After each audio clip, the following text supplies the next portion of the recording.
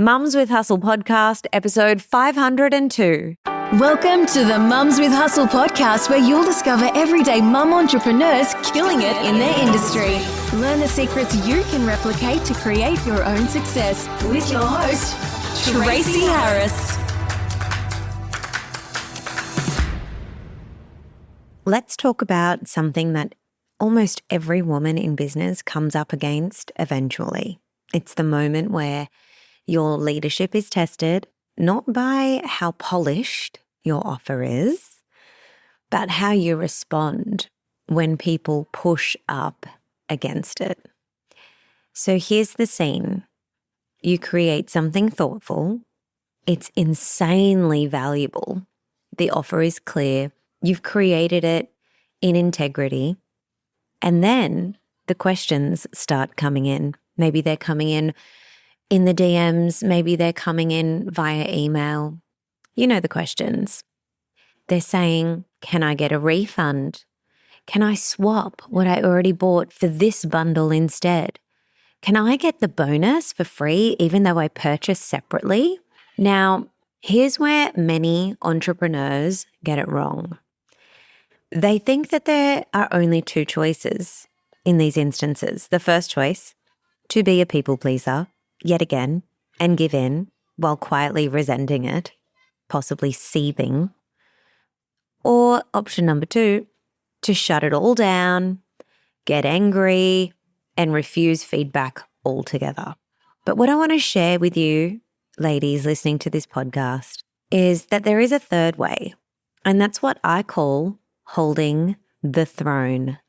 Holding the throne is when you remain steady and present and rooted, not in defensiveness, not being apologetic, but being open and being clear. It is when you stay in your leadership whilst allowing yourself to listen deeply and refine when needed. Because let me be very, very clear.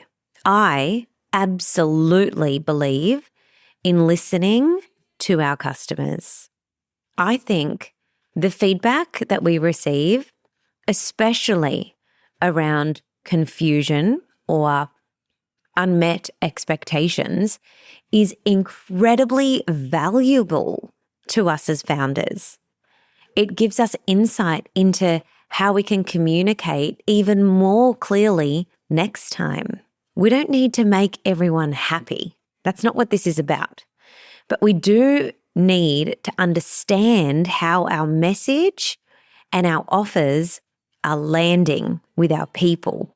Now, to illustrate this a little bit more, I want to share a story with you because recently an incredible female founder in one of my programs launched a digital bundle and it was selling like hot cakes.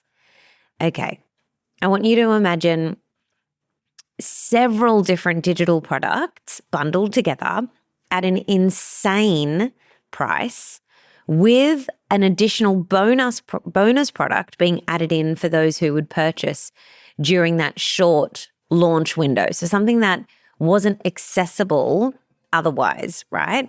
So it's this incredible bundle of products that are otherwise available on her website, plus an additional product not available on the website, and the bundle itself, like the price was slashed. It was an absolute no-brainer offer. It was so clear. It was so generous. It was created with love for her audience. But once it went live, people who had purchased individual items previously, so individual items that were included in the bundle, they began reaching out. Now, not everybody, but enough to make this female founder feel, I don't know, not stressed, but feeling unsure, feeling a little wobbly in her leadership because they were saying, I just bought this, or I've purchased all of these things that are in the bundle over time. So can I get the bonus for free? Or people saying, can I refund what I bought already and then buy the bundle instead? And some even messaged to say that they felt really disappointed or really confused. And so she felt the pull to bend, to fix it, to explain, to apologize. But this time she didn't. She paused. She didn't shut down. She didn't lash out. She didn't get overly emotional. She brought the experience into our container, to me as a mentor and to her peers. And she asked to be coached in the middle of the stretch. And the reason that this is so important is because too often we can't spot our own patterns, but this female founder can. She found herself wanting to react and respond in the way that she always had.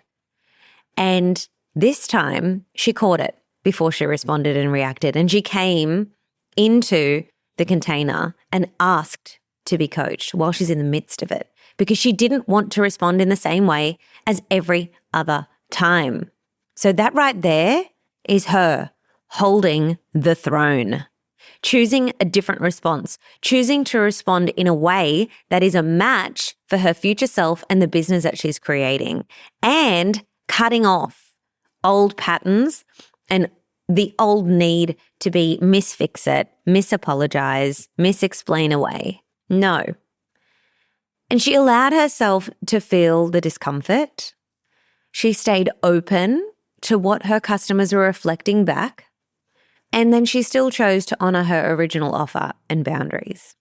And together, we were able to craft a response that was calm and kind and still leading with love and still very clear.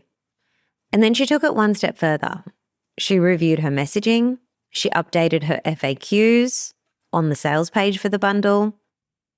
And she added even more clarity so that this type of confusion could be avoided next time. And this is mature leadership. This is what it's about. This is what it means to stay sovereign and be willing to grow, to hold your throne, and to refine your communication instead of going back to your default state of people-pleasing good girl who overstretches and then wonders why she feels burnt out. Because you don't have to choose between being respected and being receptive. You can have both. So the next time you're in the fire, when someone is disappointed or confused or pushing for something outside of your offer, like people will try, you can breathe, you can feel your feet, and you can stand on your throne. So here at the Mums with Hustle podcast, I love not just to share teachings or share stories that help lead to your own growth, but I do like you to take action. And so today, I just want you to ask yourself, what am I being shown about my communication? Or perhaps, and you can write these down, what boundary am I being invited to hold with more grace? And this might be boundaries with clients, might be boundaries with your team.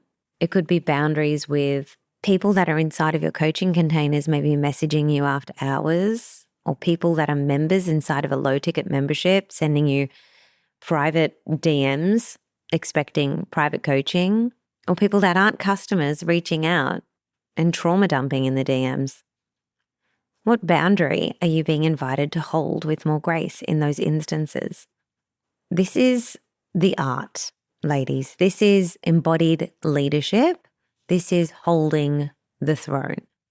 So I hope that in sharing this very real instance with you, that you're able to take from it exactly what you need. It's not about freaking out, reacting, getting angry at our people for asking a very basic question. Like, they're not testing your leadership because they're bad people. They are your beautiful customers, but they are testing your boundaries.